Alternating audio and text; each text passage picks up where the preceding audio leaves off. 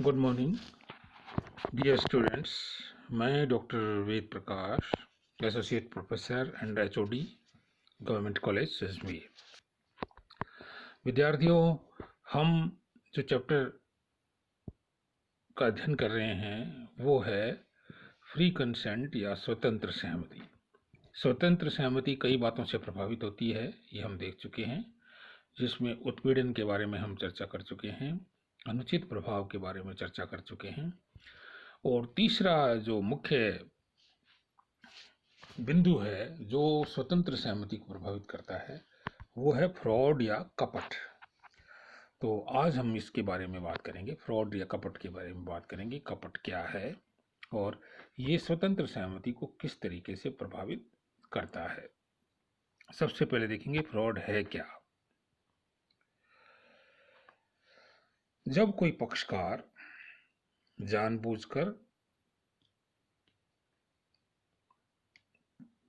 तथ्यों का मिथ्या वर्णन करता है, मिसरिप्रेजेंटेशन करता है, तो हम उसे कपट कहते हैं। किंतु जब पक्षकारों के अज्ञानवश किसी तथ्य के संबंध में मिथ्या वर्णन हो जाता है तो वो मिसरिप्रेजेंटेशन या मिथ्या वर्णन कहलाता है।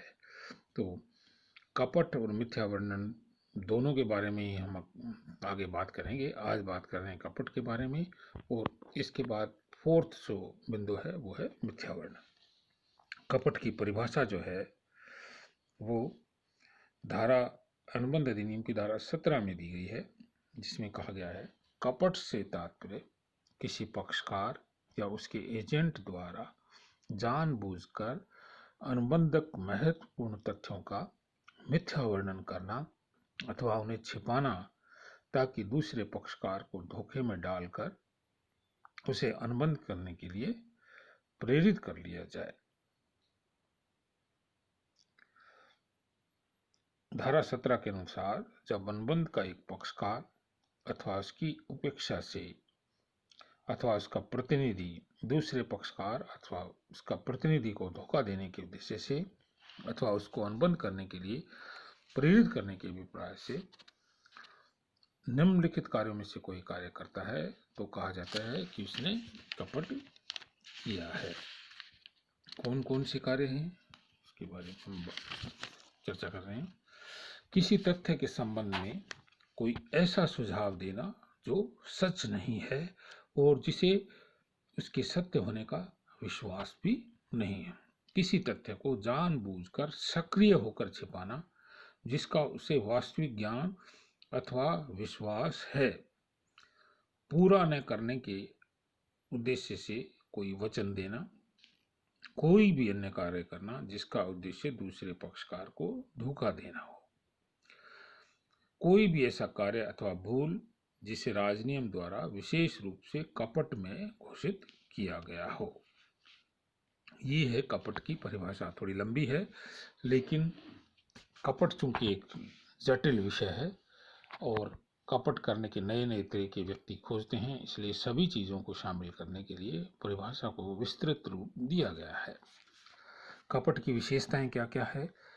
सबसे पहली विशेषता है कि कपट किसी पक्षकार या उसके एजेंट के द्वारा किया जाना चाहिए। कपट किसी अन्य व्यक्ति के द्वारा नहीं किया जा सकता। उस अनुबंध का पक्षकार या उसका प्रतिनिधि ही अगर ये कार्य करता है तो हम इसे कपट मानेंगे। दूसरी विशेषता, कपट करने वाले व्यक्ति को सच्चाई और वास्तविकता की जानकारी होती है। कपट का उद्देश्य क्या होता है? धोखा देना होता है।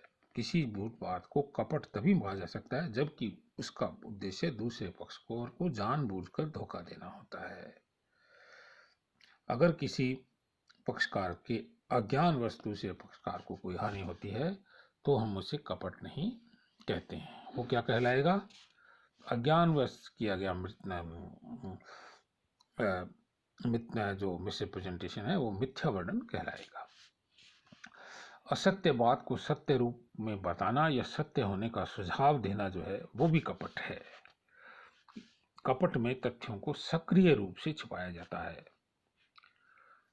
क्यों जो उसे सच्चाई की जानकारी होती है तथा उन पर उसका विश्वास भी होता है, लेकिन दूसरे पक्षकार को धोखा दे देने के उद्देश्य से जानबूझकर तथ्यों को छुपाया जाता है।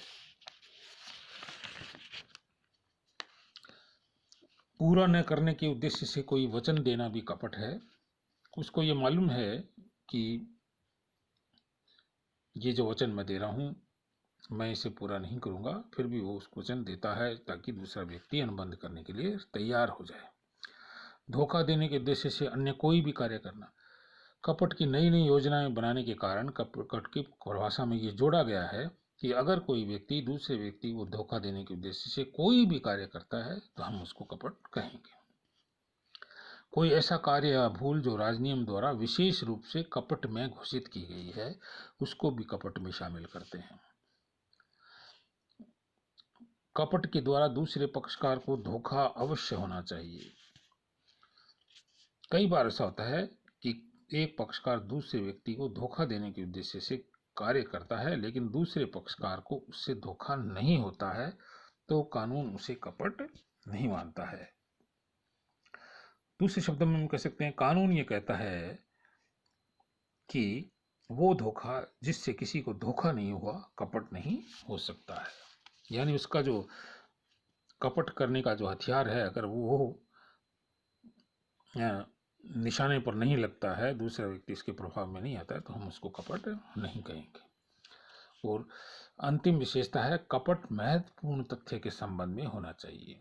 कपट तभी माना जाता है जब कही गई बात या किसी महत्वपूर्ण मटेरियल फैक्ट के बारे में हो।